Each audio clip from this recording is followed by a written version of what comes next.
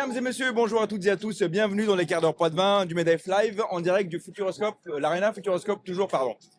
Adrien, merci beaucoup d'être avec nous. J'ai l'immense plaisir de t'accueillir. Merci. Peux-tu te présenter succinctement, s'il te plaît?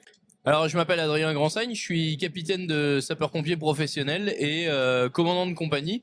Pour la raison que je suis là ce soir, c'est que je suis responsable départemental des jeunes sapeurs-pompiers. Ok. Et donc, ce soir, le MEDEF avait invité des jeunes sapeurs-pompiers à être présents à l'événement.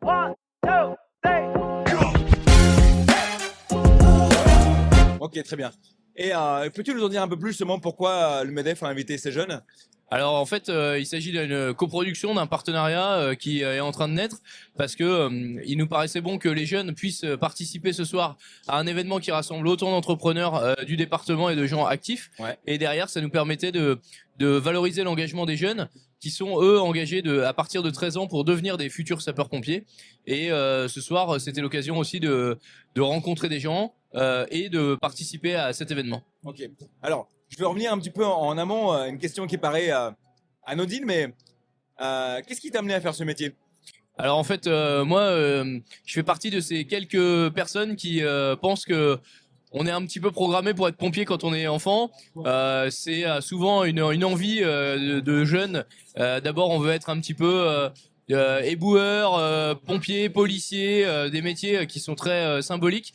Et puis moi, ça m'est resté. J'ai aucun pompier dans ma famille. Ah ouais. Je suis pas fils de pompier de génération en génération, mais pour autant, j'ai toujours eu envie de vouloir aider les autres, de donner de mon temps et de pouvoir servir pour notre population, parce que ça me paraît être l'engagement le plus noble qu'il soit. Et justement, tu parles de cet engagement, on sent que c'est aussi une passion. Clairement. Comment tu gères ça dans la vie de tous les jours, hein? Parce que évidemment, il faut être sur le qui-vive en permanence. Et forcément, tu as aussi une vie de famille. Donc, comment ça s'imbrique ta semaine Alors, il y a différentes formes d'engagement, pardon. Il y a les pompiers professionnels pour lesquels c'est le métier, c'est mon cas. Et donc, c'est un travail, hein, c'est une activité qui est faite avec un concours, une formation et qui nous permet d'aller au travail comme on pourrait être dans un autre métier. Et puis il y a nos pompiers volontaires qui sont aujourd'hui engagés en plus de leur métier, qui font ça en parallèle. Pour ma part, je suis pompier professionnel, ma conjointe est aussi pompier professionnel depuis peu, donc ça se concorde assez bien, mais pour autant c'est beaucoup quand même d'organisation, puisque il faut caler la disponibilité pour partir en intervention à tout moment, et de l'autre côté pouvoir préserver des temps de repos puisqu'on en a besoin, mais c'est aussi ça l'engagement de pompiers, et particulièrement des pompiers volontaires qui font ça en parallèle de leur métier. Ok. Je fais le parallèle avec ce que disait Monsieur Galtier tout à l'heure par rapport à votre métier.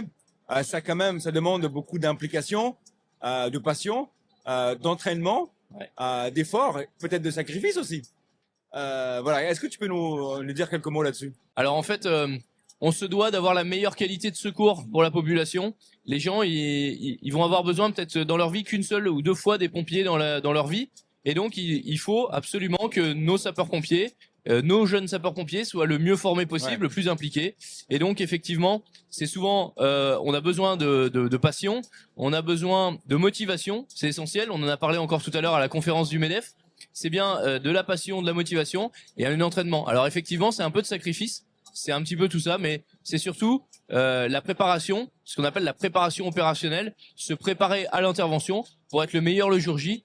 Et effectivement, ça demande un petit peu d'entraînement, mais c'est jamais insurmontable. On n'est pas des super-héros, on est juste formé et bien entraîné à ce qu'on fait. Très bien. Je rebondis un peu sur l'événement du MEDEF Live là. Si tu devais mettre un mot sur ce qui se passe aujourd'hui, sur l'effervescence, sur l'atmosphère qu'il y a aujourd'hui à l'Arena, ça donnerait quoi? Je pense que le premier mot qui me vient en tête, c'est humain. Finalement, l'événement, il nous permet à la fois de rencontrer des gens, hyper essentiel. Il nous permet aussi de pouvoir partager nos expériences les uns les autres, de rencontrer des gens dans l'assemblée qui ont des métiers complètement différents et variés. Et troisièmement, ça nous permet de communiquer. On a eu tout à l'heure Monsieur Galtier qui nous faisait part que on était des animaux sociaux qui devaient s'apprivoiser. Je pense que typiquement ce genre de soirée, de réseau, c'est l'endroit idéal pour faire connaissance et parler chacun de nos engagements, de ce qui nous fait vibrer, de ce qui nous fait vraiment travailler. Ok, très bien. Et il y a certainement des gens qui nous écoutent, qui vont nous écouter sur les podcasts. Qu'est-ce que tu peux transmettre comme message, justement, on parlait des jeunes tout à l'heure, pour justement fédérer la génération à devenir pompier? Alors, je pense que le premier élément qu'il faut vraiment avoir en tête, c'est d'avoir envie. On a parlé tout à l'heure de rêver, c'est très bien. Hein, il faut rêver, il faut avoir envie, il faut aujourd'hui s'engager, ne pas hésiter à vouloir faire les choses. Et surtout quand il y a un doute et que j'hésite un petit peu à y aller, il faut y aller. Il faut vraiment pas hésiter. Il y a rien d'insurmontable dans la vie. On peut se préparer.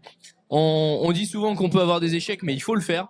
Et donc, je pense que ce qui doit vraiment nous guider, c'est à la fois nos envies et après la motivation va venir avec. Et franchement, je pense que ce genre d'événement doit permettre aux jeunes de donner confiance en eux et de s'engager pour une cause, bon pour nous qui nous paraît noble, mais on a besoin de tout le monde dans la société. Ok, bah écoute, très très bien. Message passé.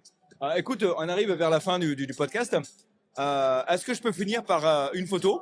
Pas de problème. Et une fois que la photo sera faite, tu peux nous donner le dernier mot de la fin. Ok, c'est jouable? pas de souci. Alors écoute, je te fais la photo. Regardez-moi s'il te plaît.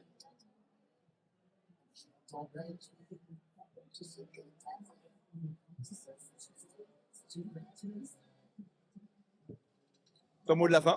Eh ben, le mot de la fin, c'est un peu le mot de la soirée, c'est place à l'humain.